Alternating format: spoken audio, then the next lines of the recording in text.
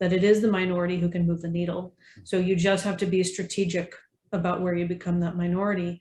And in the meantime, we need people to throw bombs on social media, metaphorical bombs, and mess things up, like you need to shake people out of their comfort zone sometimes. It's got to happen.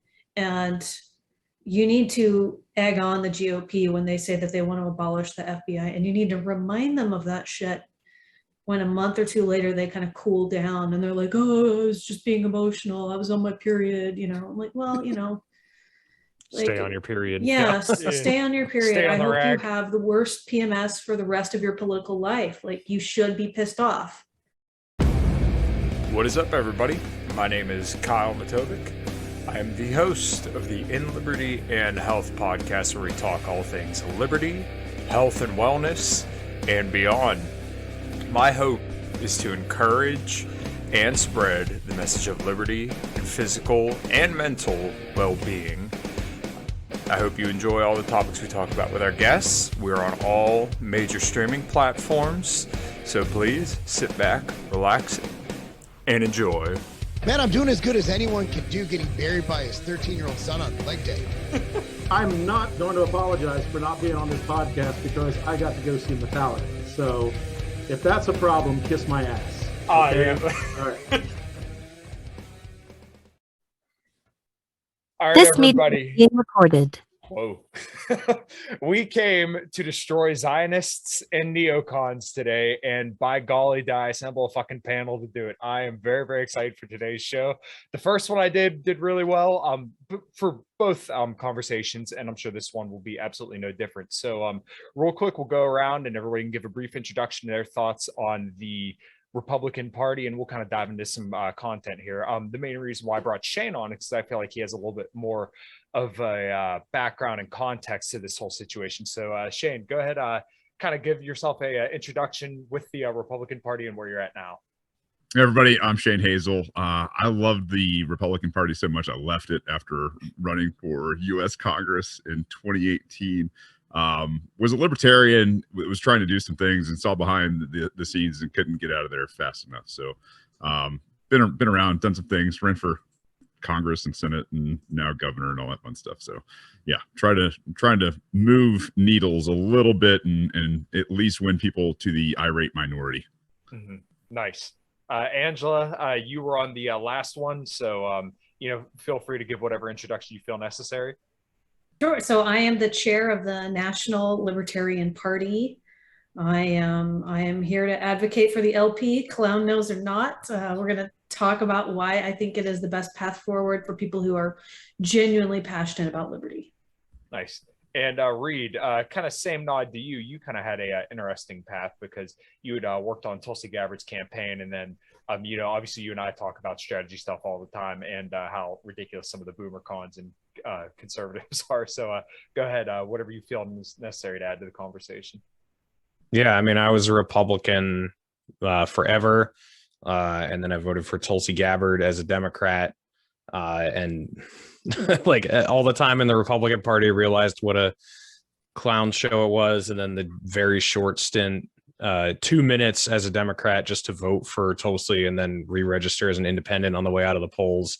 I realized what a clown show that was too. So yeah, I'm planning on being a libertarian for the foreseeable future. I'm sure we'll get into specifics. I'm actually voting in a Republican primary next Tuesday, so I'm certainly not opposed to being involved with both, but I like the idea of having a staunch, strong libertarian party to basically show the Republicans how much they suck and how much better they should be.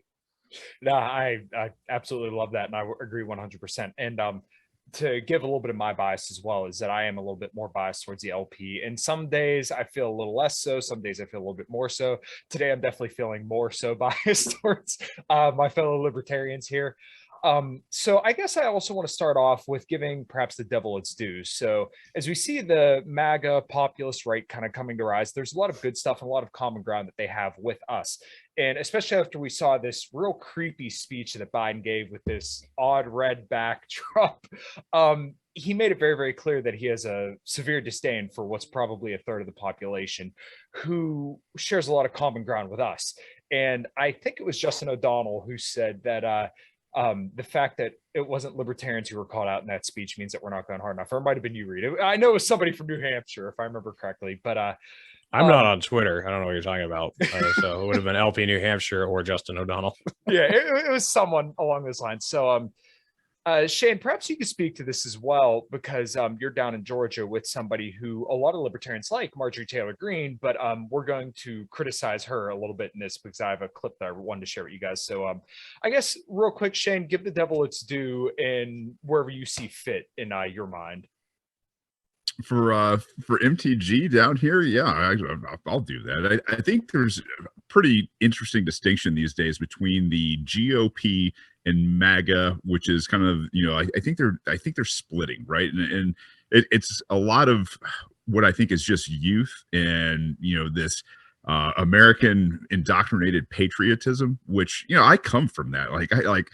Man, there was a time when you rolled around in the glittery, like red, white, and blue stuff, and you're like, oh yeah, this feels really good. I love this country. We do know, like, that is there's an indoctrination. And I try to give people an out so that they can find a way into something different, because that's what I had to have. I had to have that way out. So, man, I don't know, like people like MTG and a lot of people down here that will simp for, you know, guys like Donald Trump, who's like a red flag guy, who is a domestic spying apparatus guy. He is a huge spender.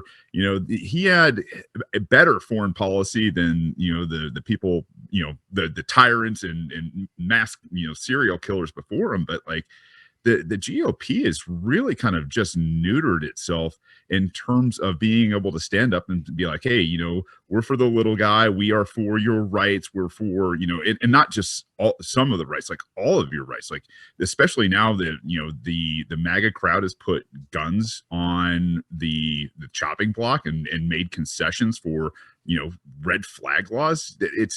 I mean, not only, you know, the ATF and bump stocks, and you just see that if Republicans are supporting all these kind of things, you've turned a corner. The MAGA crowd is more of what we consider down here as like blue dog Democrats used to be, and that Trump is a no kidding New York Democrat, and that's become extremely palatable for most of the, I don't know, very boisterous quote unquote part of the Republican Party, which I don't know, man. Like, there's something I like better about those people than the people that run the GOP, for God's sakes. And it's because I think it's unintentional. I think it's this indoctrination and wanting to be right, you know, and like wanting to be American. And that's, I think, what's been perverted by like Trump and MAGA. I'm not, you know, they're not domestic terrorists or anything like that, but for God's sakes, like, the compromise that so many people have made that, you know, talk about being just diehard rights and American and Constitution and woo, you know, nationalists, like, nah, it's gotten so perverted and bastardized that, you know, I don't recognize them. Right. And I agree with a lot of that. And it is kind of sad. And I've pointed this out before, but I'm not for Trump for the reasons that the news would lay out. I'm against Trump because he wasn't a representation of what libertarianism is. He's against Trump for fill it in, Reed. Yeah, who knows?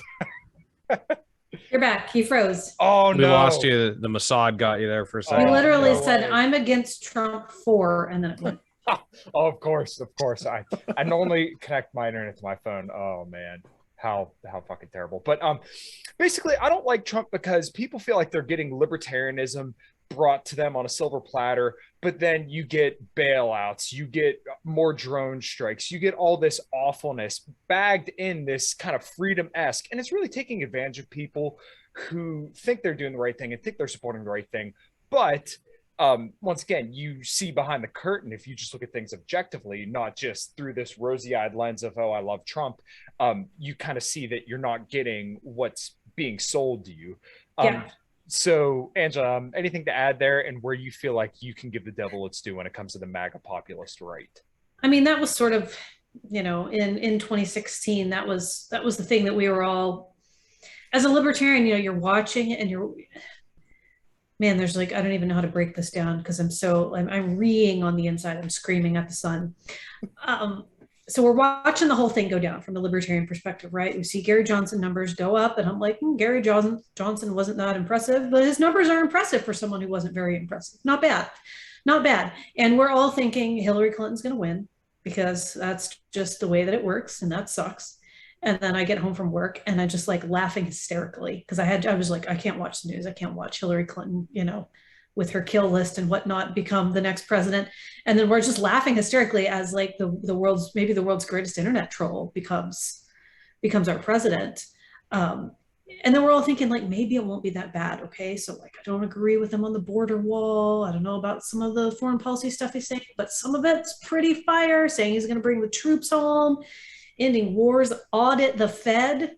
This doesn't get talked about enough. He said he was going to audit the Fed within his first 100 days. That to me was huge. And it didn't happen. And it's like, and then drone strikes to Syria. And at that point, every libertarian who bought in the GOP should have been like, all right, I'm out, at least on the presidential level. You just need to know, like, this is like an abusive relationship.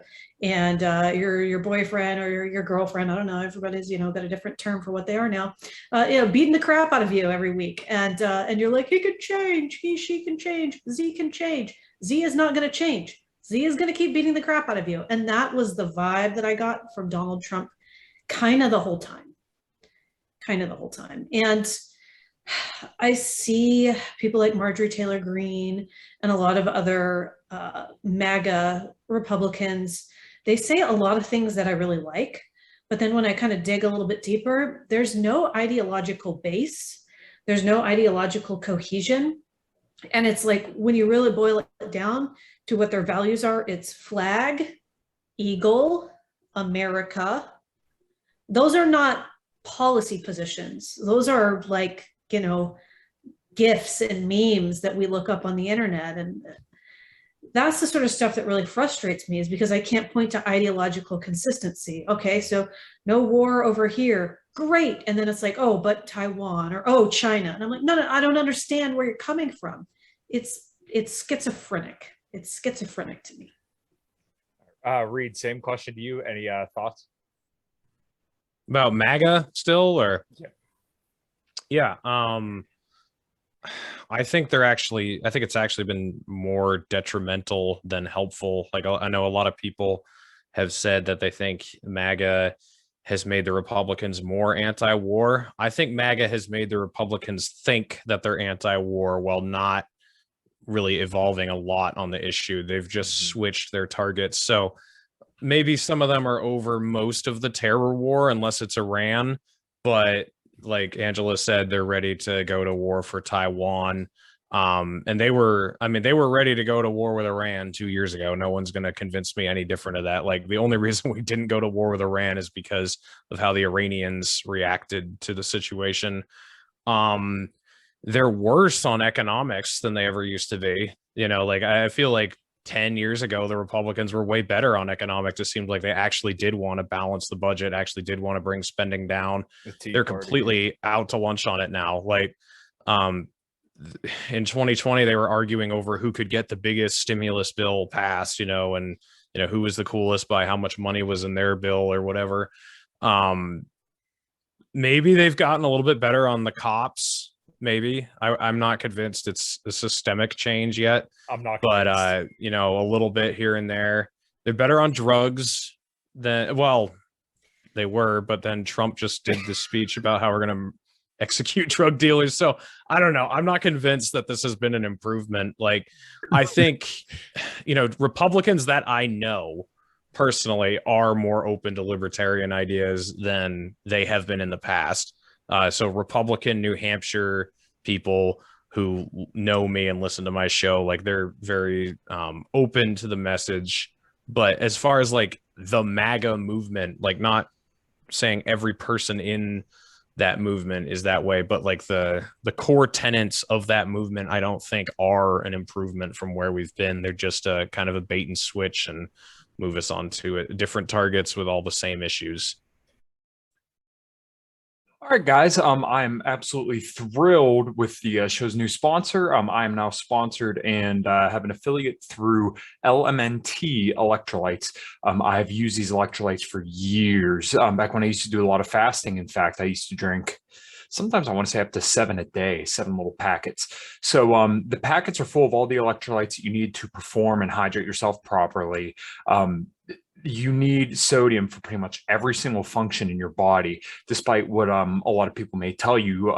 Sodium doesn't actually cause a lot of the issues that people kind of would have you believe. So just real quick to give you a little bit of facts. You don't need sugar to hydrate. Electrolytes and water don't require glucose to pass through the gut. The average American consumes over 60 pounds of sugar a year. And when it comes to athletic performance, you can actually lose up to 7 grams per day in hot climate. So make sure you click on the affiliate link below to get all your hydration needs. And like I said, I'm super stoked to have these guys teamed up with the podcast, and just make sure you get your electrolytes through Element. All right, guys, thanks. Yeah, I definitely think that sums it up relatively well. Did anyone have anything to add to what Reed just said? I was going to say at the end is, you know, like they're fairly better on a few things right up until it's time to vote. Right. And then, oh, this is too important. You got to vote for the Republican. And you're like, what the fuck are you talking about? Well, yeah. So my whole point to a lot of people now is that they're still saying, oh, you have to support Trump. And look, I wouldn't be opposed to voting for a Republican if it was like Rand Paul or Thomas Massie. But the problem is that they're not willing to say, like, holy fuck, Trump really let us down. Like Angela said, audit the Fed, bring all the troops home, do all this stuff. He literally did nothing that he said he was going to do, but people are still like, oh, no, he woke so many people up. Yeah, but once again, if you poke and prod a lot of these people who claim to be anti-war now, they don't really have, like Angela said, any kind of grounding in this. They don't have a principle that they're kind of adhering to. It's just because they heard the orange man say on the TV that war bad, at least these wars are bad. So we can, just go for whatever here. And for everybody that's like, he's this alpha guy, you know, how he went in and sat with Putin and his legs, you know, like just the body language and all this kind of stuff. For a guy that's supposed to be an alpha and a businessman and somebody that's, real brass knuckles and bullshit, he really kind of came off as a beta cuck, because you're the president of the United States of America. You have the entire military, the DOJ, the entire executive at your disposal if you will install the right people or get rid of them, altogether. But like, man, none of that stuff happened. So we need the mystery method for presidents. Never happened. Never did anything following up. Oh, poor me, I'm the president. Like, do something, man. It was really disappointing, but I feel the reason that it was so disappointing is because we were looking at it through the framework of like a liberty-leaning Republican, and the reality is he was a New York centrist Democrat, much more like Bill Clinton. I don't know, maybe Clinton even had better fiscal policies, and he went really hard on welfare. I don't want to say anything nice about the Clintons, which really tells me like that maybe we're riding Trump's piece a little too hard, as a reaction. That's what I think, and I think also, by the way, I'm noticing the framework of this conversation is really at the federal level, which I think is worth noting.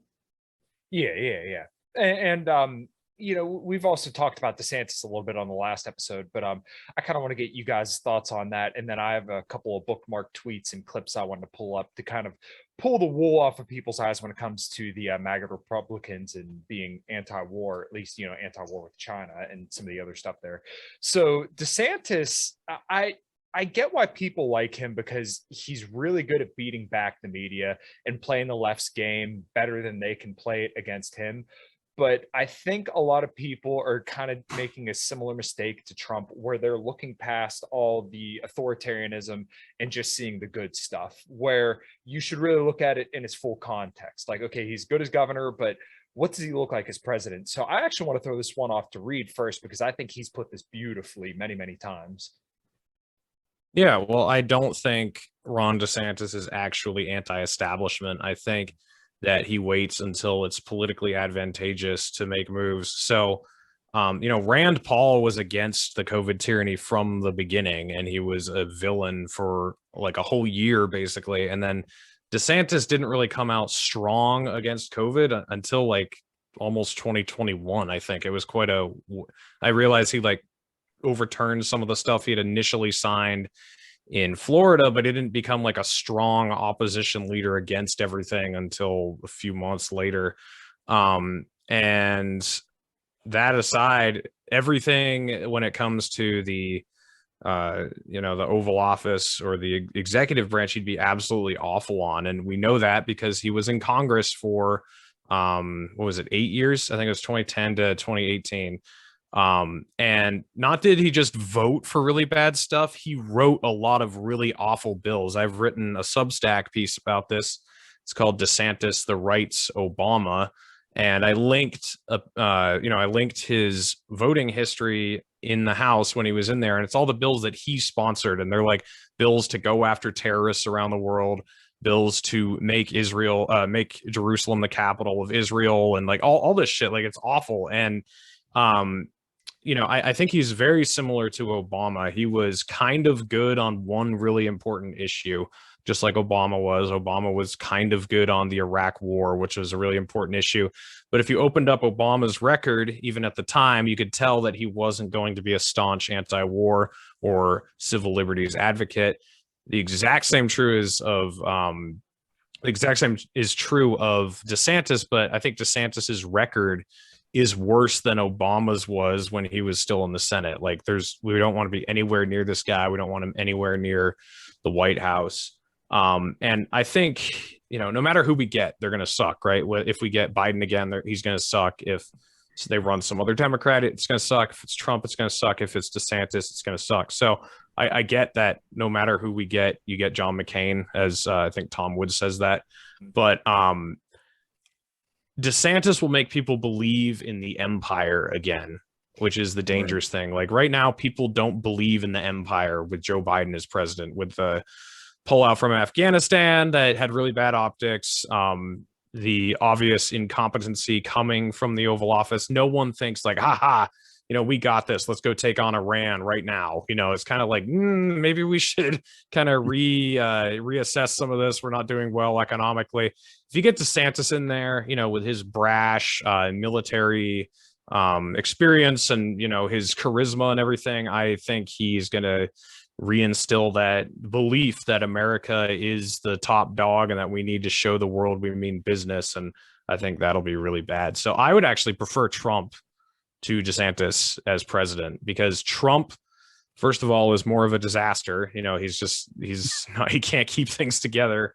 And then he's also a completely self-obsessed megalomaniac where the only thing he believes in is himself, and the only thing he cares about is himself, where I don't think that's true of DeSantis. I think DeSantis really cares, about neoconservative values. I think he really is a Zionist and really wants to boost the military industrial complex and really thinks we need a stronger national security state.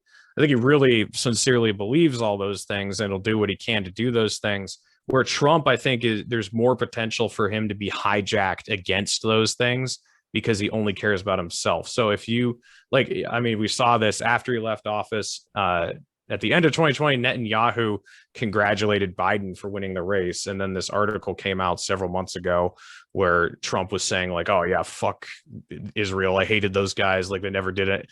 And so if Mohammed bin Salman of Saudi Arabia did something similar like that to Trump, maybe Trump would be like, yeah, screw the Saudis. I don't really want to do anything with them anymore. They're really bad to the Houthis. Or, he hates John Bolton now. Like, he hates all these people who do something to him that he doesn't like. So in my mind, it's more likely that he could be weaponized than DeSantis. I think DeSantis is going to play along with whatever the neocons want. And it's truly what he believes in anyway. Yeah, I agree. Oh, sorry. If Trump's not in jail. So yeah. Question for Reed. Do you think DeSantis' foreign policy has improved or gotten worse being governor, even if it's just incremental in one direction or the other? What do you think? Well, he was pretty bad on Cuba last year. True. And like even on the Ukraine war, he didn't say a lot about it, which was a smart move on his part. But the very little he did say about it was we need to make Putin hurt at the gas pump. So we which need to hurt ourselves at the gas yeah, pump. yeah. So like, I don't think he's improved at all. Got it. Yeah. If you look at his voting record, as Reed kind of alluded to, it is literally abysmal on all, you know, the Fourth Amendment, all foreign policy, drone strikes, you name it. I mean, he is a, you know, toe the line freaking neocon. And like Reed said, he has the charisma to make people believe in the empire again, right? It's not going to be make America great again. It's going to be make America the great empire again. And I really see that being the case for DeSantis, which is very, very, very concerning. And I mean, I watch his videos and some of the stuff he says and the way he is, and it's hard not to think that he's convincing and he means it. And it's just very concerning because, once again, a lot of good libertarians and good people are going to get swept up in this, and they're going to be made useful idiots for the regime. Neocon in MAGA clothing. Yeah, and to further your point, and what's going to compound all of this is the dollar is imploding right now, right? Like, it's not we're just spending too much. Like, we are printing fiat out of existence in I think a very controlled type of way right now to absolutely demolish cash dollars as the reserve currency so that they can move into a central bank digital currency or a central bank digital dollar, right? And here's the thing is, if you are the president of the United States, I think the banks, like they did with Kennedy, are going to make you heel one way or another. And if that is, you are now picking up the pieces of a absolutely wrecked economy since 2020. And I mean, let's face it, I mean, this is a depression that started probably in 2019 when we had Brexit and kind of was cloaked in 2020 COVID and pushed forward. And so when you see how the banks are going to self-demo this thing and then start having people in those positions that are puppets like DeSantis or whoever the president's going to be, they're going to lean on that person and basically make them the person that has to accept CBDCs. And if this is the case, this is what I've been just kind of ripping about lately, is now what you have is that thin blue line and the military that gets paid in CBDCs. And if that's the case, now what you have is an authoritarian front that's able to go into places, still make purchases, carry on with life and everything else. Whereas anybody who rejects this push into a central bank digital dollar by the Fed, or maybe it gets offloaded into the IMF where the WEF wants it, right? Because the narrative is going to be this: America as a reserve currency has screwed up, and they have screwed up so big that they can never ever be entrusted with the reserve currency of the world. No country can if America can't do it. So the centralized power at the world level is going to have control over all currency forever and ever. Amen. And like, DeSantis will be their boy. Wow. Well, you know what? And to kind of tag on to your point here, Trump has simped for the dollar for a long time, right? I mean, at first he said, let's audit the Fed, but then all of a sudden he starts being very skeptical of Bitcoin, and then, is promoting the dollar over that. So what makes you think that Donald Trump wouldn't promote a CBDC if that kind of fell into his lap? I could totally see it. Well, we could just blame the Democrats. So, right? Yeah, I mean, Kyle, we had the strongest economy in the history of the world 2 years ago, and it's all been destroyed by Biden, don't you know? Yeah. That's the actual argument that circulates on a lot of conservative pundit sites. And I'm at a loss. Do people actually believe this? Or is it just like the word version of passing around a goofy meme because it's like fun and relieves you of emotional pain? I don't know. I really don't know if they actually believe that, and they just pretend that the trillions of dollars of money that just like evaporated during Donald Trump's presidency, like that just wasn't a thing. I honestly, oh, sorry, go ahead. No, it's all like it's now and present, right? Like it's right now. It is in the news. You were only paying $1.80, maybe depending on where you were for gas. Like that translates across the board economically for everybody, right? And so everybody's like, yeah, I'm a Democrat, but man, I don't think I can take this kind of stuff anymore. Whether it's Republican or Democrat, like man, they're going to be like, nah, like this is an economy that was all democratically controlled. Memory of a goldfish. Yeah. Honestly, I think that's what it is. People literally just look right past the fact that they literally got handed, what was it, almost $4,000 cash over the course of a year.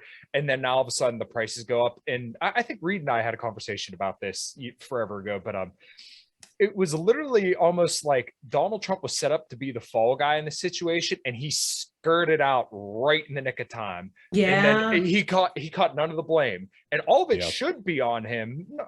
I'm sorry, not all of it, but a lot of it really should be on him, because he was he was bragging about all the cash that he was handing people. And then literally everybody just forgets that. And then literally like a month or two after all this happens, we start getting inflation. He's out of office. And then, Joe Biden, for political expediency, pushes the Afghanistan withdrawal down the line. And literally it all falls apart on Biden's watch. Like, I couldn't think of anything more genius than that. That's literally, I was trying to think of an innuendo, but it just escapes right now. But literally it was, cut the cord and run, and then, watch the fucker blow. Yeah. It was, like everyone acting. I mean, I am so sick of the stolen election shit. Like, I mean, yeah, the Hunter Biden laptop story was definitely covered up, and there was lots of rigging to that, to that measure, and the media definitely wanted Biden to win. But I mean, if you're a Republican, you don't want Trump winning in 2020. You want him to lose. Like if there was any like grand conspiracy, I would think it went the other way, because yeah, I mean, 100%, everything was going to fall apart. I remember even thinking in like October of 2020, like, what is Trump going to do? How is he going to get out of this? Because if I were him, I would not want to win, but Trump doesn't like to lose. And then when the whole thing about like all the election was stolen started happening, I was like, there it is. That's like the perfect excuse, because then you can go kicking and screaming, acting like you won, but then you don't have to take any of the blame. It's just my opinion. But yeah, well, to your point, and I've brought this up to a lot of people, no one seems to have an answer for it. He raised I think it was $240 or $250 million to investigate election integrity and fraud. If you say the certain phrase, then they'll ban the video. But he only spent 40 million of that 250 million on investigating the election. What happened with the rest of that? And why was nothing ever done about it? It makes you question. And if you're a Republican, supporter, and you donated to that, you should be like, what the fuck did you do with all that? Like, you literally handed everybody free money. They pretty much gave it back to you tenfold. And then you just ran, and now you're, eating Big Macs in Mar-a-Lago, and people are still eating your shit up after the FBI raided your home. But like I said, I mean, he's got to rebuy a lot of Melania's wardrobe, since a lot of that shit was stolen, which is sad. And as a woman, I'd be pissed if someone took my dresses. But yeah, I don't understand. There's we got this long ass laundry list of things that are not exciting about Donald Trump, things that are quite frightening about DeSantis, and people are just standing for him so hard. So let me ask, does anybody know, did Ron DeSantis, did he pass out the woke poke like candy? He was very much for it. Yeah, cool. He was giving speeches about it and saying in elderly homes about the availability of it.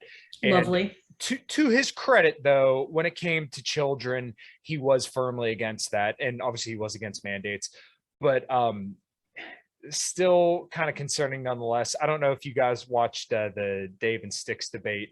I found it interesting that Styx characterized Trump just saying, oh, hey, here's the vaccine, get it if you want it. It was never that. It was, this is our greatest accomplishment, and you shouldn't let the Democrats take this away from us. Operation Warp Speed. I will say that although some of that stuff was not represented correctly, Styx did a fantastic job in that debate, probably because some of that stuff was not represented correctly. But he worked that material really well. Oh yeah. Yeah, no, I completely agree. So I wanted to pivot to something. I wanted to get some of you guys' reaction. I got some bookmark tweets and some other stuff that I wanted to share. So this one went around on Twitter. Let me make sure I got the sound going on. Oh here. yeah, I saw this one. Okay, yeah. So I mean, I'm not on Twitter, so I didn't see it. But yeah, I shared this with Shane. And I'm sure everybody saw it. But these are the kind of Republicans that are being put forth. And our job, honestly, the most important job I Did we freeze? if we get Oh, No, no. we're we good. gotta do real things here, okay? But we need to focus the federal government on what matters. Mm, yeah, I don't he care. froze. Oh, did I? No, of course. Wait, You froze, should we yeah. sum it up? You froze right when you were going to take click. Is that Oh, of banned? course. Okay, we're ready. All right. Rock and And roll. our job, honestly, the most important job I will have if we get reelected, we got to do real things here, okay? But we need to focus the federal government on what matters. We don't need a military focused on the proper use of pronouns. We need a military focused on blowing up Chinese aircraft carriers. Okay? Great. I'd rather they focus on pronouns, to be honest. Right. But the one thing that was important to take away from this clip wasn't necessarily the fact that he said that, although I'm not downplaying that at all. And he's such a bitch, and he said it. Right? Well, yeah. But the base that we're told is anti-war screamed and cheered for this. Yes, applause. Lots of Right. applause. Lots of applause. And so I also bookmarked a lot of tweets, and it's funny how a lot of this stuff gets misrepresented. Good This night. was concerning out of our lovely Marjorie Taylor Greene. No, not base Q, mommy. Had my way, I would come down on China so hard. I would put tariffs back in place and they would be more strict than President Trump's because those tariffs work. I would kick out every single Chinese in this country that is loyal to the CCP. And They those, would if be you gone. if you sign I one, do not if, care if, who they are. If you I don't- sign one of those documents that says that Yes, you've got to gone. report. Back to China. I don't care how much money you have, how much land you own, how many businesses you own, how much money you've donated to colleges and universities. I don't care about who your kid is and how many students you've sent So to Jack Ma, colleges. all these guys, all these people that. So there's that. And I'll just run through these real quick, and then I want to get you guys' thoughts. Anthony Sabatini, imagine being more concerned with Russia than China. March 20th, right as we were sending money and tons of funds into Ukraine, right? Escalating tensions with Man, Russia. I want to like him. So No, do I. no. Matt Oh. Gates, Joe Biden wants to open America to China, but he opposes opening America for America. China first, because of China's global dominance and America last policies. Iran, Venezuela are all turned to China for collaboration. Biden is trying to force Americans to buy electric car, ignoring American energies, attacking U.S. energy and creating a crisis. China controls the mineral supply. Biden is China first.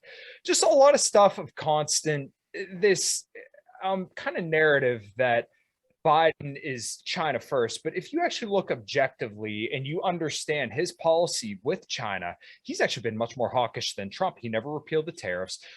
We're sailing now more warships through the Taiwanese Strait than we ever were before. There's more congressional delegations, and now we're arming Taiwan more than we were before. So this is starting to look a lot like the early 2000s and the Trump-Russia stuff as well, where we're being told that there's this enormous threat of China, and all these MAGA Republicans are just eating it up. And then on top of that, we're being told this is Beijing Biden, and then we're going to remove Chinese people from this country. And I understand that part's nuts. Right. That part was So- really disturbing. So when you say you want to remove people who are loyal to the CCP, it's like, oh, okay, I get that. But how do you prove this? What Yeah. lengths are you going to go to prove that you're going to physically remove someone from the country? And like I said, I like Marjorie Taylor Greene on a lot of stuff, and I like Matt Gaetz on a lot of stuff. But then you throw out the China word, and they're fucking neocons. That's a hardcore Red Scare. Like Mhm. it's funny. Like I think about when people are talking about tariffs on China, I think of it as like a war on Happy Meal toys. But it's really like twisted to talk about what are we going to do? We're going to pull Chinese nationals, anybody who's got a green card, but you're not a citizen. We're going to pull them into a room and have detention without due process and interrogate them and put them in, what are they, like Jan 6 protesters? And we're just going to hold on to them till they prove somehow we make them disavow the CCP, and then that's not enough. Like, I don't even understand what that process would be. Right. And like I said, well, it's just like you said, how do you prove this? And you see all sorts of people. Somebody that I see relatively frequently is legitimately concerned with there being Chinese spies inside of colleges. I don't know if you guys know who Elijah Schaffer is, who Yeah. hosts Slightly Offensive. He is always tweeting out, "Oh, I hate Chinese people. China's the #1 enemy." I mean, this is like a frequent thread, and people eat this shit up. Like I said, this looks a lot like the early 2000s, where we're capturing people who are suspected to be involved with 9/11 because they're of Arabic descent, and then keeping them in indefinite detention for extended periods of time. I don't think that is that far off from what we're pushing now. And people may call me woke or say I'm crazy for thinking shit like this, but that kind of rhetoric definitely complements that kind of situation. I bet there are Chinese spies here, and I bet that there's not as many as we have spies over in all other parts of the country, like that, or the world. Like, we have this thing called the CIA, you know, like we have these intelligence agencies that do that exact thing. And it's okay when we do it, but if China sends a spy in or someone to influence our education system, whatever, this is like insanity. I don't even know how to break this down. Yeah. Reed. Go ahead. Go ahead, Reed. Yeah, well, I mean, I think the biggest enemies that we have are Israel and Saudi Arabia, aside from our own government, and they're the ones that control, you know, through blackmail and through business deals and everything. Like, they're the ones who have the biggest sway on our elected officials, and neither party talks about either of them. And obviously the bigger threat than either of those countries is our own State Department and our own military and everything that could be weaponized against us. So I don't know. All the fear mongering about China or Russia or Cuba or Venezuela or Iran or whatever, it's all ridiculous. Like, all of the threats are internal or the guys we support the most. Yeah, 100%. And that's the other side of that coin is, you know, I know maybe I need to beat up on Marco just a second, because he like, I really think he's like this small child, you know, that is kind of like, hey, my dad can beat up your dad kind of thing. And just because he perceives he has the bigger stick, then he can talk loose and tough with, like, you know, people's lives. And we're talking like literally billions of people's lives. So, you know, little Marco. Isn't that what he called him? I think so. Yeah. So terrible.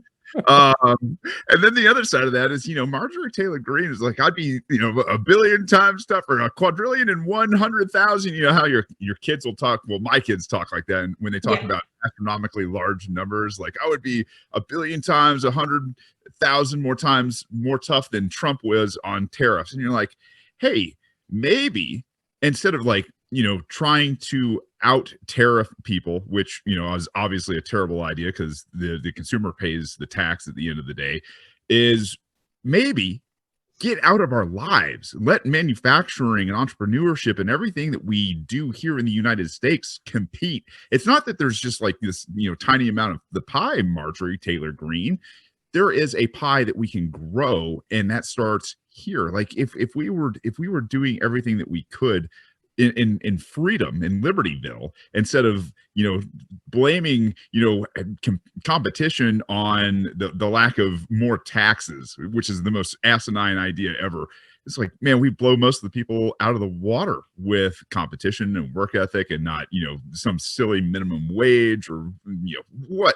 Just get out of our way if you want to crush China, but they won't relinquish the power long enough to do that. Right. And I've read an article, and I'll see if I can link it below, but the tariffs actually fell 94% on American consumers. And this has been verified time and time again. And I heard from a talk once that we only get about 3% of our steel from China, and that was mostly what the tariff was on. And it's so ridiculous to think that, yes, you can tariff yourself into prosperity. Like, what? And Marjorie even said in a tweet before that China's economy is a fake, weak. I can't remember exactly what she said, but she basically called it a fake, weak, phony economy or something like that. It's like, okay, well, are they the biggest threat, or are they a phony economy? Because if you look, it doesn't take much digging beneath the surface to realize, holy shit, China's a house of cards, and they're in a worse situation than us. And the only threat that they are to us is the amount that we prop them up and provoke them, which we're doing a lot to provoke them right now under a Democrat rule who supposedly isn't tough enough on China. Well, once again, what happened with Trump? You kept saying he was a Russian asset. He's a Russian asset. He's not tough enough on Russia. And then he pulls out of the INF treaties and then starts arming the shit out of Ukraine after we committed a coup there. Well, what's going to happen with Biden? You keep saying Beijing, Biden, Beijing, Biden. What's he do? Once again, sends Nancy Pelosi over there, and nobody said a word about this. Not even the MAGA Republicans really said that much about it. They basically, even, I hate to say this, but Thomas Massey even came out in support of it for Pelosi's trip to Taiwan. So it's like, it's on us to kind of bring this issue to the forefront. Like, hey, you guys don't want that fucking smoke. Like, a nuclear war is not something you come back from. It's insanity to me. The juice is not worth the squeeze. I mean, on the one hand, Nancy Pelosi, you know, scumbag vampire, go where you want, you know, from a libertarian perspective, go do what you want. From a common sense perspective, like, think about the repercussions of your actions. You know, maybe you could go some other time. Maybe you could try, I don't know, picking up the phone and engaging in diplomacy before you do something like that, because that's not actually something that's off the table. You could try to work it out before you make a trip. Yeah, I mean, if China had shot her out of the sky, I would say that we just like phone them and say, okay, we'll just call it even. We won't retaliate over that one. We'll just let you take one. Yeah, we'll just, you know, everybody's got to take one for the team. You remember that incident back in the early 2000s where we crashed planes? We'll just chalk this one up to even. Yeah. Yeah, I mean, and seriously, the worst timeline ever is where Nancy Pelosi is a patsy that gets us into World War III with China. Oh, that would be the worst timeline. Oh, so God. do you guys think can good Republicans take over the GOP? You know what? So I want to throw my thoughts out here on this because I asked the last roundtable I did with this. Shane's being mean. You're mean. You're a mean man, Shane. You're mean. You're funny. You look at a race like Anthony Sabatini, right? A guy who we share a lot in common with, although I will throw some shit his way for saying we should execute foreign leaders and being a China hawk. Yeah, I think you probably shouldn't say publicly that you would execute a foreign leader. Like that's kind of a line you don't cross. He pretty lost base though. it kind of is impressive, but yeah, it is really stupid though. Yeah. So you have someone like him who is a Rothbardian libertarian that lost his race to fucking Corey Mills, who says Yemen is a proxy war with Iran, right? A swamp creature through and through. Then you have somebody. Oh man, he's swamp creature every through time. Through. A swamp creature through and through. Yeah, swamp, of course. So you have Corey Mills who got elected over Anthony Sabatini. You have Ian Smith in New Jersey who defied the lockdowns and should be considered a national hero for his actions throughout 2020. He lost his race and the GOP did not support him at all. Eric Brakey, who was on the last panel, same deal. They came in and then dumped a whole bunch of money in his opponent's campaign. People that I sincerely like lose all the time in the GOP. So if we're supposed to believe that this is fertile ground for libertarian ideas, why do we keep getting fucking neocons and swamp monsters that beat out over people who are libertarians? And to Shane's, to go throw it back to Shane, somebody who ran and is very wise on the Constitution and who is a libertarian and a veteran lost. Like, once again, if this is supposed to be a fertile ground for libertarians, why does it just never seem to pan out that way? Oh, and then just one more thing before I throw it over to Shane. Thomas Massey got told he should be thrown out of the GOP for opposing bailouts, 2020 COVID spending from Donald Trump himself. And people just like completely ignore it. So say, oh, Thomas Massey's the greatest Republican who ever lived. But he opposed bailouts, so he should be thrown out of the GOP. Like, I just can't square that circle. I mean, Hazel and Reed, please go first because I have. Okay, so quick question: Did a libertarian spoil Sabatini's race? No. Oh, okay, good to know. I don't think. Just getting that out of the way. Just getting it out of the way. Okay. Yeah, like I think we should be the spoilers, actually. Like I think that's our best role, is like I think when Shane caused trouble last election and made national news over it and actually drew attention to us, like I think that was I think that was the most consequential race. Like, even though Rainwater and Ricky Harrington got like 30% of the vote, no one really heard about it. The only thing we heard about was, whoa, what's going on down in Georgia? There's this crazy re-election taking place. So I think that's like our most causing problems for the other two, and drawing attention and throw in the races, I think, is the biggest thing we can do. But yeah, I don't think the Republicans are going to get taken over by good Republicans. I mean, there's like 3 good Republicans, and they have their faults that are pretty big too, like even those 3. So I don't know. I don't think there's any hope. Yeah, I completely agree. And I think that Shane's campaign was definitely telling, when you have pretty much all the good Republicans and even bad Republicans ringing your phone off the hook to give you a call, and for you to drop out and endorse somebody else. And everyone needs to go watch Shane Hazel's episode with Rand Paul. That is the most depressing thing. Yeah. As a 2016 Rand Paul for president supporter, I can say that is like the most depressing video I've ever watched, but everyone needs to go see it. I completely agree. And I remember watching that the first time, and I didn't think about it at all. I enjoyed it. And then before I had Shane on, he was in my first 20 guests, and I watched it again, and I completely agree. That is the most depressing, what was it, half hour of Rand Paul?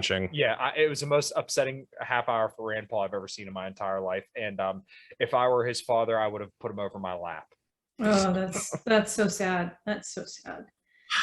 Nothing like being the guy in the seat doing it too, because boy, like, I don't know what I thought. I didn't know, like, I didn't know that was going to happen. I thought, maybe something better would come of the talk, but it was 30 minutes of just, oh God, you got, like, give me something, man. Give me one libertarian thing. Give me, or just freedom-esque, like, I mean, just ish, like close. Yeah.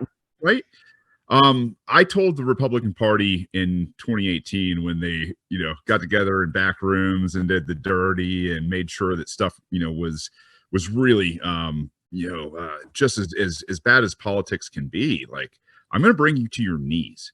And I'm not just going to destroy the party like in Georgia. I am going to do everything that I can to expose you guys who you are, and you'll fall underneath your own weight. Oh man, to take, one of, quote unquote, the Republicans' best, in terms of senators, that's a fun story. But like, there was other, behind the scenes things as well, right? Where I did, get a call from Mike Lee during that same time frame, and he's like, "Oh, hey, I'm Mike Lee," and he said, "I'm a senator from Utah," and I was like, "I know who you are, Mike." Yeah. That's like, what can I help you with, right? And he starts asking this election down here, and he's like, "Well, they've asked me to come down and campaign for David Perdue." I was like, "Mike, do you know?" And I just kind of filled him in the backstory. I said, "Don't come down here, man. Like, I appreciate a lot of the things you do up there. I will, like, I'm going to come after anybody and everybody."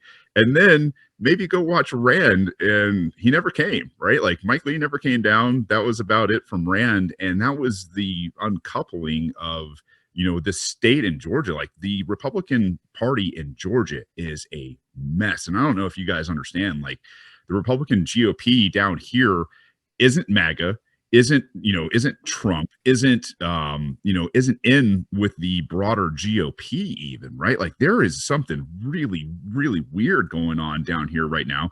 And these guys can't seem to get it together. And it spells absolute disaster. And the same thing that we did in 2020, unless, there is some, no kidding, things that are going to come out about this last, or the last federal election in 2020 down here before the 2022 election. And it may do some very, very serious things to the Republicans down here, where they may not even have a candidate. So to be able to be, that those people that go in and really cause havoc, and you're not doing anything illegal, you're just showing everybody what their choices are and really what's going on in the compromise that they made. Like, behind closed doors, I know, at least down here in a lot of the districts, The GOP is as well an oiled machine as the federal level, and they all work very closely in unison, so that if anybody pops up, say during a primary, you're gonna get squashed if you're a good person, right? And then I don't think with technology being what it is, social media having a history and all those kind of things, I don't know that there's somebody out there that's going to be able to circumvent that machine until it falls apart. You're gonna have to blow it up, like in the most peaceful way possible, by exposing it under its own weight. Are you saying you're saying there's bad people in establishment politics? What a freaking, like, I don't know, Shane. Skeptical. That's like it's the entire apparatus of the GOP, and anybody that isn't doesn't matter. So this is an interesting thing. Like, I absolutely love what Thomas Massey does. I loved most of what Justin Amash did. I love a lot, not all, of what Mike Lee does. There's a handful of good people who I will say are genuinely good people. And I think that they help to wake people up. I think that they sometimes shift the Overton window. I do not see them often get their awesome libertarian bills passed. I'm not saying never, but they're like 3-4 people out of what, 435 people in the House of Representatives and 100 of them in the Senate. It's, I get the arguments that, oh, the Libertarian Party, you guys are a joke, whatever. To be fair, we've been in startup mode for 50 years. I am being an aggressive asshole about cutting out a lot of the bullshit and child's play, but we have to adopt a long-term strategy. When I look at the GOP at the federal level, I don't see a lot of differences when it comes to the Liberty GOP. I'm like, there's literally just a handful of you that are good. And, I look and I'm like, what have we've got like maybe 3 people in state assembly right now across the country. We do have someone in Maine. Obviously we've got Burt Marshall. So I hear the arguments they make, but when Shane's talking about how gross some of these people are in Georgia, and good grief, some of the scandals with some of these other people, and, being lockstep with Nancy Pelosi, and people talking about how January 6th protesters should go to Gitmo. I'm like, what are we doing? Calling them terrorists. Yeah. Why are we being like, but we can still fix it? Yeah, it's the argument generally seems to be that we just haven't GOP'd hard enough, and I just okay. I don't mean, see like, it. maybe, probably not, but I look at the state level. The state level is way less gross, but the reality is that at the state level, there are still a lot of things we don't agree on. We do not agree on drug policy. We do not agree on welfare. And when I say welfare, I don't just mean being on the dole and the way we think about it, but I mean, there's different types of Social Security. I think Kevin Kiley is one of the best guys that we've got in the state legislature in California. He also, worked really hard to get a bill for like, a disabled adult welfare to like last forever, even after people got married. It's just like, there's a lot of spending stuff. We don't agree on immigration stuff. And the LP is not a monolith. We're not all open borders. Like some people just want immigration reform, but some of the state assembly people are like hardcore closed borders, and they're like, welcome ICE, bring ICE in. No, like, I don't want that. There's a ton of stuff that we don't agree on. And so taking it over at the state level, when I look at a lot of the other Liberty Republicans, I'm like, even you and I don't see eye to eye on this stuff. Like, I don't, reforming cannabis, fantastic. But if you're making that trade to crack down and throw other people in prison for victimless crimes and stuff, supporting the police, trying to improve the police budget, what am I supposed to do with it? Well, it seems like there's almost a resurgence of like hardline drug people in the Republican Party, because DeSantis isn't very pro-drug. Even Marjorie Taylor Greene isn't very pro-drug legalization. No. I think we're starting to see the result of, 20 years of the left calling everybody racist, misogynist. And I think we've all probably had a conversation about this at one point, but literally we're getting back to this hard right swing culturally. Yeah. And kind of to the larger point that we've been painting the entire time, I don't think anybody realizes what the early 2000s were like and what the culture was like back then. And that now it's going to be a lot worse, except for the stakes are a lot higher and the debt's a lot higher. And they're going to need that much more of an asshole to try and rein things in. It seems like MAGA is a Trojan horse for neocon bullshit. That's what it seems like to be. Yeah, I think there's a lot of similarities between the United States now and the Weimar Republic. You have rampant inflation, lots of people out of work, society and culture are on a steep downward plummet.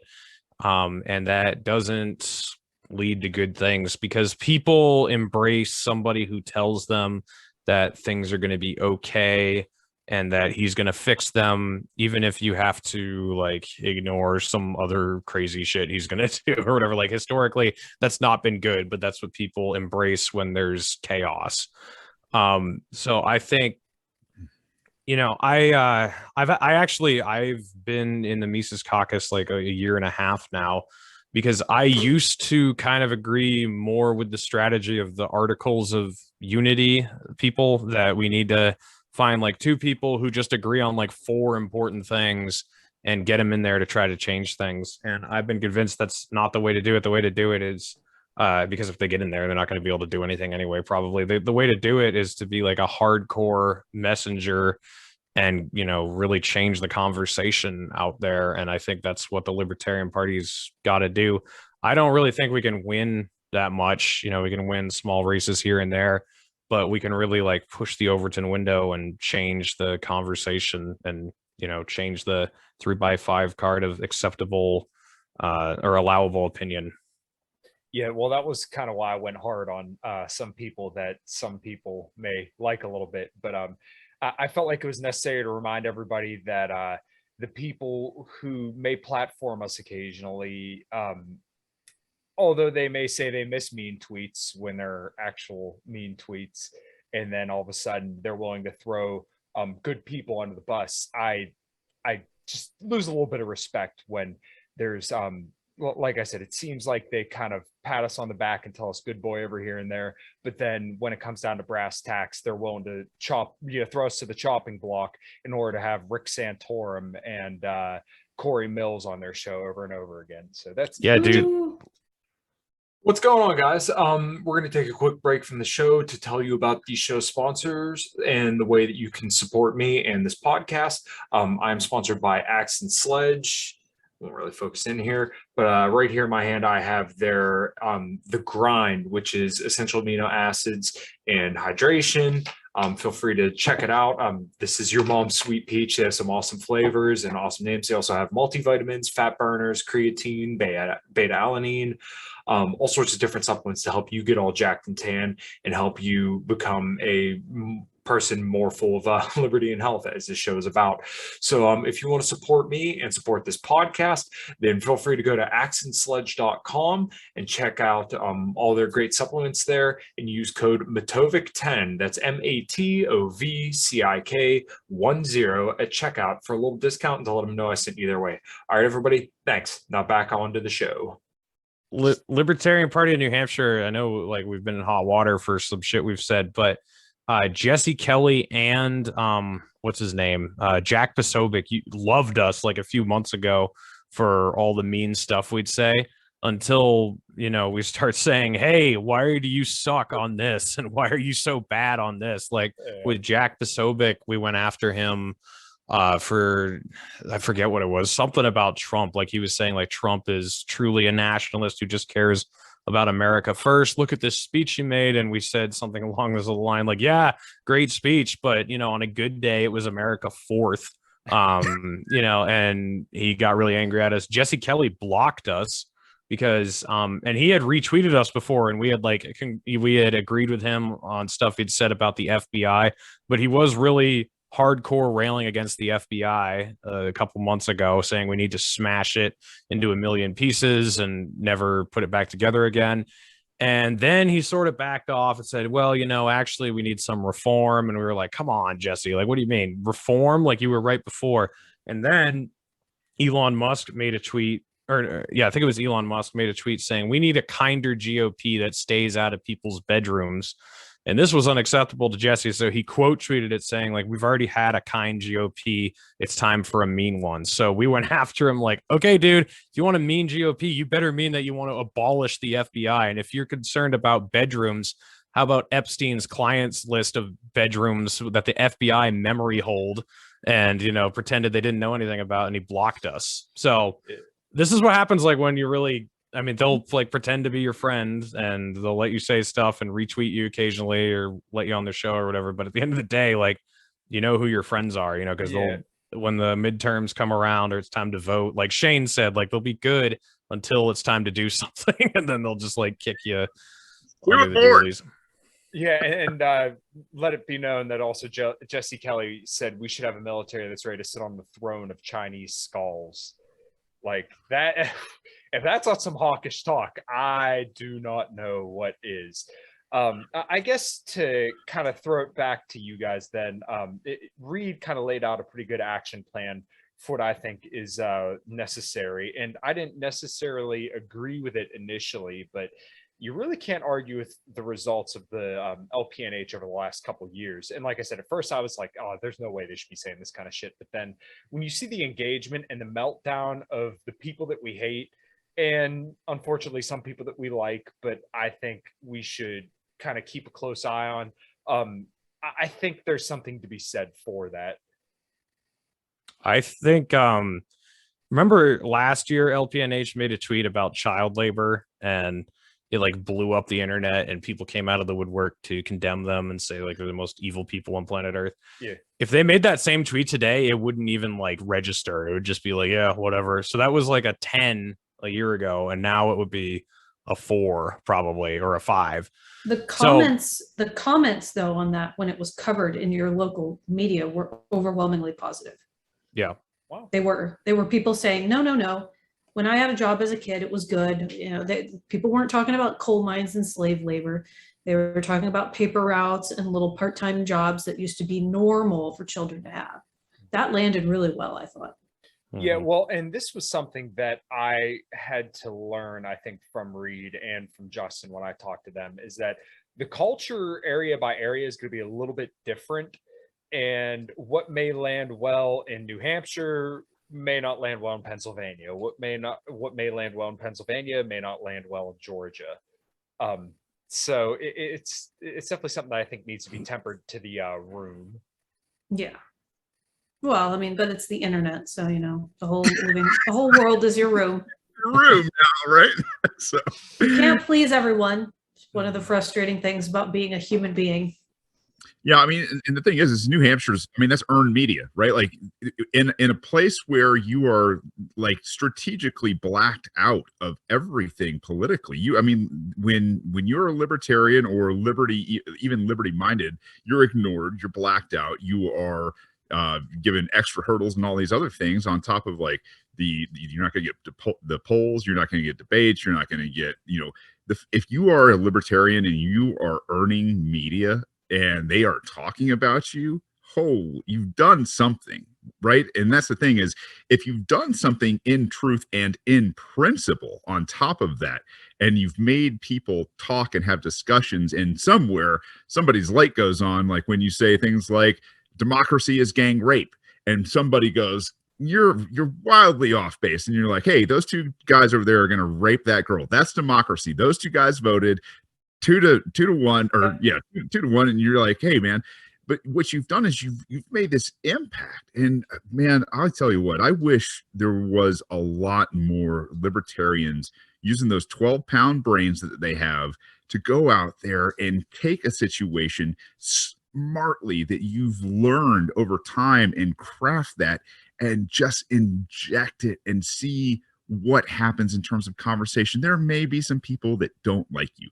that's okay. Everybody has the right to be offended, right? And so, and I think if you can do that, I'm with Reed. Like, I don't think they're going to let us win elections. I don't think they're going to let us into their media world. I don't think they're going to pull back at all. They're going to hammer you, not with like 20-ounce gloves. They are going to throw on these brass knuckles and they are going to beat you to submission if you let them.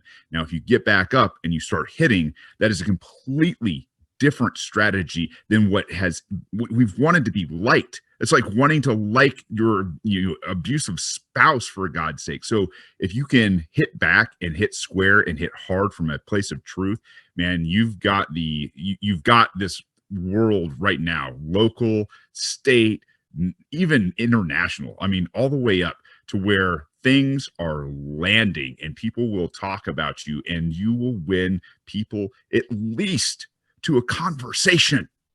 And if you can have conversations, you can win conversations. So at the end of the day, be the irate minority, go out and do whatever the hell you can to scale back. And the thing is don't let anybody else tell you, oh, you got to go do it as a Republican, get lost, man. Like, if you want to try that, cool, go ahead, go do it with your platform, grow a message, go grow an audience, and go take them with you and storm the castle. I'm all for you, but like, go storm the castle, not the Capitol. Don't misunderstand it. You get in trouble.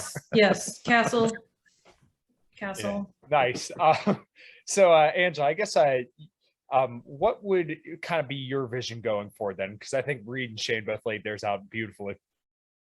You mean for the Libertarian Party? Sure.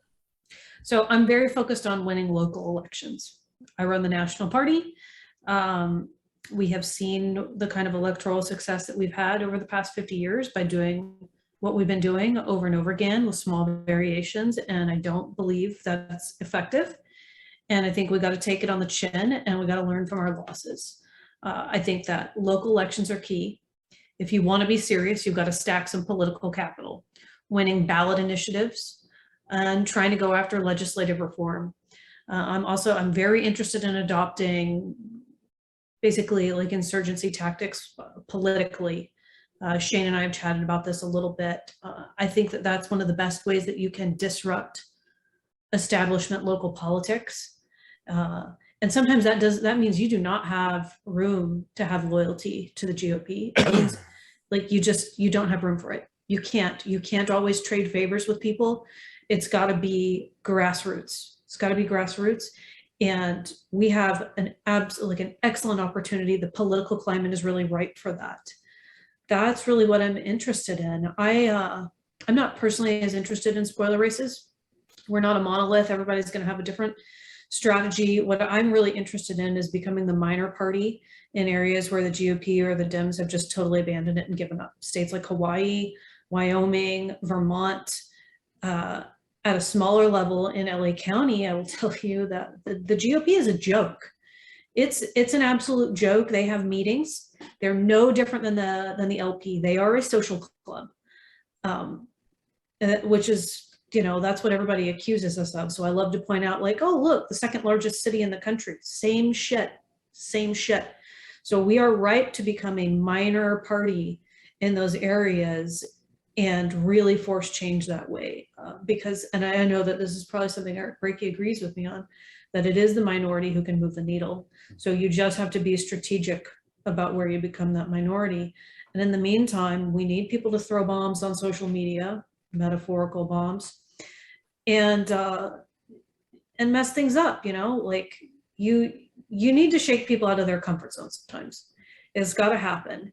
And you need to egg on the GOP when they say that they want to abolish the FBI, and you need to remind them of that shit when a month or two later they kind of cool down and they're like, oh, I was just being emotional, I was on my period, I'm like, well, stay on your period. Yeah, stay on your period. I hope rag. you have the worst PMS for the rest of your political life. Like, you should be pissed off at these agencies. So that's kind of my vision. Nice. Well, I completely agree. Do you guys have anything else to add to what she just said or anything else? Or do you want to move into the last few questions and we'll wrap it up? Sure. I've got a semi-controversial statement, maybe.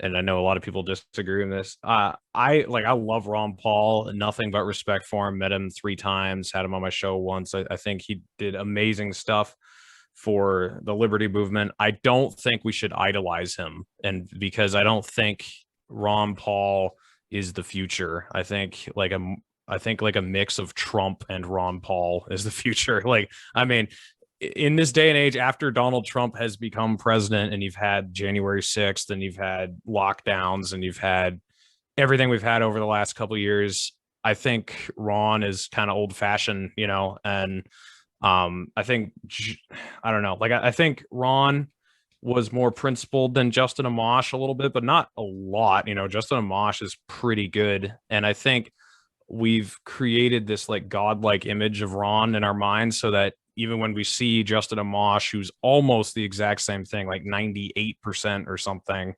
we just like think he kind of sucks. And I think we're kidding ourselves that we're going to have like another Ron Paul movement with a Ron Paul figure. And that's why like I'm excited for Dave if he runs, because I think Dave is going to be like a little bit more aggressive than Ron was, and, you know, kind of punch at a different angle. But it might be a controversial statement, but I just think like the, you know, like we've tried to emulate Ron Paul in every way, and I don't think that that's necessarily going to be what punches us through the surface. So it's my controversial statement. I think what I picked up from your statement there would essentially be that the time for being nice has passed. And Ron Paul, and I'm not saying this in a derogatory way, but he was just kind of a nice, you know, the old Southern country doctor who birthed a bunch of babies and was great on everything. But you know, in 2022, it may not be the time for someone like that that person just doesn't have the same appeal that they had in 2008 or 2012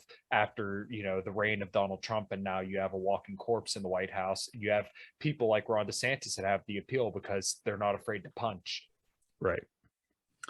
Yeah, and I would love to kind of echo this from a prior, you know, service.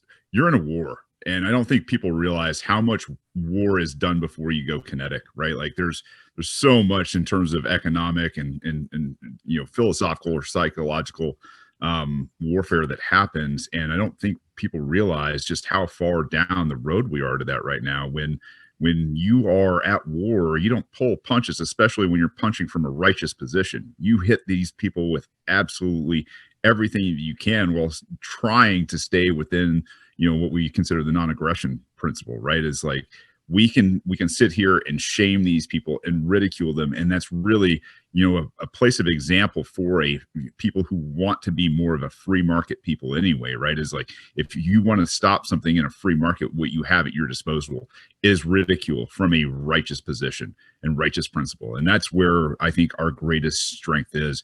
Yeah, I agreed with you, Reed, 100%. Is if you're going to go out there and play as nice as Ron, you know, I think you're going to get absolutely hammered, because the nice guy is not going to win that fight. The nasty, brutish, really tough person that understands that they need to be fighting now and have contingency for when plan A goes south. Like that's where you have to be in this mindset, in this space right now, so that you can go out and absolutely conquer these guys with public opinion. Yeah, you know, I completely agree. And I think I like that you brought up Justin Amash, because that's a perfect example of somebody who, like Reed said, is almost identical to Ron Paul. And look, if people hate him, I don't, which is dumb, by the way. I don't hate Justin Amash. No. I like him. But. Yeah, I think Justin's absolutely fantastic. And I think people shit on him. Right. And that's the thing, is like he was a Republican. He's a new libertarian. And Larry Sharp tuned me into this when I went after him for the AUMF. Like Justin's a good guy, but he's a new libertarian. So he's barely that far off of being a Republican, and way away from being, you know, the anarchist that I think most of us are, is volunteerists. You know, it's like we gotta help people. You know, here's another book, here's whatever. Have those difficult conversations. Nice. Okay, so Angela, I want your opinion on that whole spiel.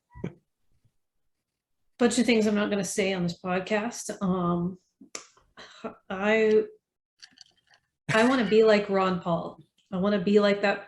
I would strive to be a better person, and that is the standard. It's a near impossible standard. The man is not Jesus. He's one step down. Really tough to emulate. I would like to be like that. I think that a lot of our other elected libertarians and formerly elected libertarians would do themselves a favor if they could adopt Ron Paul's humility. Be fiery, be aggressive. Sometimes Ron was like that. He certainly was on the debate stage with his Giuliani moment. But adopt your fiery disposition. Grow, have a pair, please. If I can do it, so can you. Man up. But get some humility, because most of our elected libertarians, they're not as good as Ron Paul, and it's okay to admit that. Maybe check yourself a little bit. All right. Do you guys have any other closing thoughts before I ask like the last 2 questions? Let's not give the GOP a second chance. Nice. So I'll throw this one to Shane and Reed, because I think I asked Angela this last time. Shane, what would it take for you to change your mind and work with the GOP? By the way, I love your dog. I see him running around in the background. Telling me, hey man, it's been an hour plus, I need to get outside. What would it take for me to change my mind and work with the GOP? Man, I don't know. I don't trust it. I've been there, and like, that's the thing is, once you've been there, what's George Bush say? Fool me once, can't fool me twice. And it's like, no, I don't think now I'm good. I can't pronounce nuclear. He says nuclear. No, man, I'm out. Like, I don't think there's anything they can do to Thank you. I'm very triggered by that mispronunciation. That really bothers me. It really does. Reed, what would it take to turn you into a full-blown paleo libertarian? Well, like I said, I'm voting in the Republican primary on Tuesday, so I'm not like against the idea of voting Republican. Yeah. Yeah, I mean, I don't like the Republican establishment. I mean, there are a lot of, this is really what it comes down to. There are a lot of good Republicans elected in the state of New Hampshire, but I don't know if you saw the Republican Party of New Hampshire's response to our Meghan McCain tweet. It was like everyone, I saw Angela made a good response to them, like, regardless of whether or not you like this tweet, we're not going to say McCain was a hero or whatever, but the Republican Party was saying, like, regardless of what party you're in, all of us admit John McCain was a hero who's deserving of our praise, blah, blah, blah, blah, blah. Like, that's the GOP establishment. So I don't know. I think it really depends on like where you are, in New Hampshire, it makes more sense to run in the Republican Party if you want to get elected. And the Libertarian Party in New Hampshire is really about like kind of shaming the Republican Party into being better. There's some people who are both. They're like in the Libertarian Party and the Republican Party, and then there's some people who are independents, whatever. But I don't think anyone in New Hampshire is just a libertarian. Yeah, as far as the national party goes, like, I can't see anyone remotely good getting in there and messaging what we would want. So to me, the Libertarian Party on a national scale is really important for the presidential election, just to draw attention to these issues. And that's why I think it's important to have someone in there who's aggressive and who also, I by the way, I agree with what Angela said about being humble and listening to other people and everything. But I just think we got to be really aggressive and outspoken too, and like gain attention and stuff like that. So I think the Libertarian Party is really important on both scales, but especially a national scale, because you're never going to get anybody good in the GOP. Nice. All right. Shane, where can everybody find you, brother? ShaneHazel.com, radicalpod.com. Thank you guys for all doing this. Kyle, thanks for having me on again, man. Reed and Angela, great to see you guys too. And I love hanging out like this. It's a good time. I appreciate it. Yeah, well, for sure. We'll definitely do it again. Angela. You can find me on Twitter at Angela for LNC Chair, and patreon.com/Angela McCardle. Join the Libertarian Party at lp.org. Reed, where have you not been kicked off of? I've only been kicked off of Twitter, actually. Like, I know that I have this persona of getting banned because I'm so crazy or whatever, but it's only Twitter. And every subsequent banning after the first account was just for ban evasion. So I really haven't been kicked off much. I'm on YouTube, Spotify, Apple Podcasts, all that. Naturalist Capitalist is my show. Just joined Rumble yesterday, and I'm synced on YouTube, so all my videos are over there now, so you can go watch me on Rumble if you don't like Odyssey or YouTube. And then yeah, I'm trying to use Telegram as an alternative to Twitter. So if you just look up my channel, it'll be Reed Coverdale on Telegram. And then I am on Facebook, but I've got 1,000 followers on my page on Facebook, but I'll get like 2 or 3 reactions when I post something. So I'm not even sure it's worth it. And Substack, I'm putting out articles 2 or 3 times a week. So check me out there. For sure. All right. Well, one more time, thanks guys for coming on. I really, really enjoyed this. And as usual, I feel like Donald Trump in this situation. I agree with the last person I spoke with, but this one feels like it's stuck a little bit better. So, until next time, everybody, thanks for watching, and make sure you like, subscribe, and share.